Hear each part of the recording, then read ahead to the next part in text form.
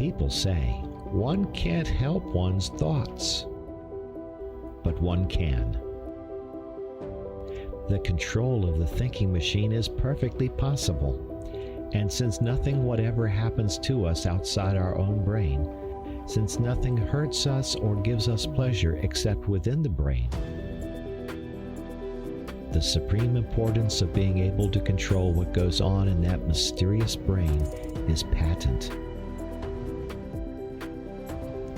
This idea is one of the oldest platitudes, but it is a platitude whose profound truth and urgency most people live and die without realizing. People complain of the lack of power to concentrate, not witting that they may acquire the power if they choose.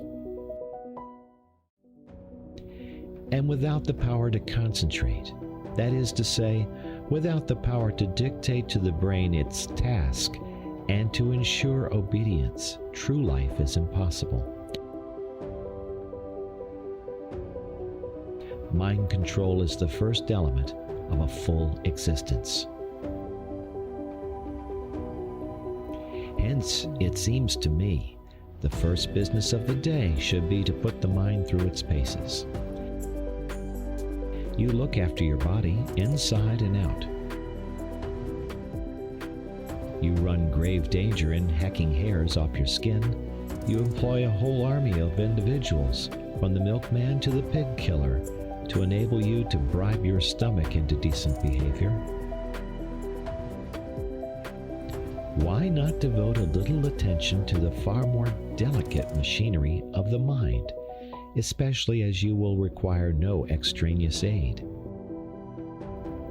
It is for this portion of the art and craft of living that I have reserved the time from the moment of quitting your door to the moment of arriving at your office. What? I am to cultivate my mind in the street? On the platform? In the train? And in the crowded street again?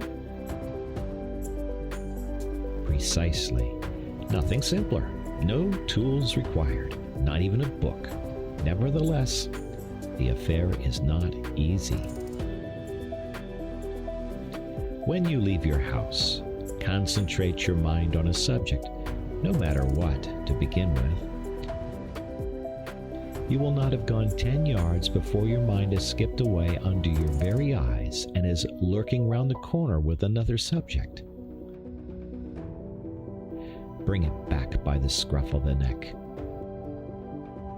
Ere you have reached the station, you will have brought it back about 40 times. Do not despair. Continue. Keep it up. You will succeed. You cannot by any chance fail if you persevere. It is idle to pretend that your mind is incapable of concentration. Do you not remember that morning when you received a disquieting letter which demanded a very carefully worded answer? How you kept your mind steadily on the subject of the answer without a second's intermission until you reached your office, whereupon you instantly sat down and wrote the answer. That was a case in which you were roused by circumstances to such a degree of vitality that you were able to dominate your mind like a tyrant. You would have no trifling. You insisted that its work should be done, and its work was done. By the regular practice of concentration, as to which there is no secret, save the secret of perseverance, you can tyrannize over your mind, which is not the highest part of you, every hour of the day, and in no matter what place. The exercise is a very convenient one. If you got into your morning train with a pair of dumbbells for your muscles, or an encyclopedia in 10 volumes for your learning, you would probably excite remark. But as you walk in the street, or sit in the corner of the compartment behind a pipe, or strap hang on the subterranean, who is to know that you are engaged in the most important of daily acts? What asinine boor can laugh at you? I do not care what you concentrate on, so long as you concentrate. It is the mere disciplining of the thinking machine that counts. But still, you may as well kill two birds with one stone and concentrate on something useful. I suggest, it is only a suggestion, a little chapter of Marcus Aurelius or Epictetus. Do not, I beg, shy at their names. For myself, I know nothing more actual, more bursting with plain common sense, applicable to the daily life of plain persons like you and me, who hate airs, pose, and nonsense, than Marcus Aurelius or Epictetus.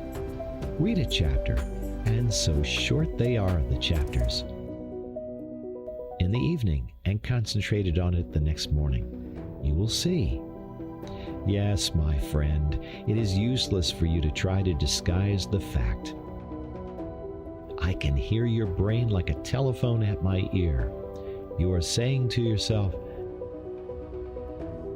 "This fellow was doing pretty well up to his 7th chapter. He had begun to interest me faintly. But what he says about thinking in trains and concentration and so on is not for me. It may be well enough for some folks, but it isn't in my line." It is for you, I passionately repeat. It is for you. Indeed, you are the very man I am aiming at. Throw away the suggestion, and you throw away the most precious suggestion that was ever offered to you. It is not my suggestion. It is the suggestion of the most sensible, practical, hard-headed men who have walked the earth. I only give it to you at second hand. Try it.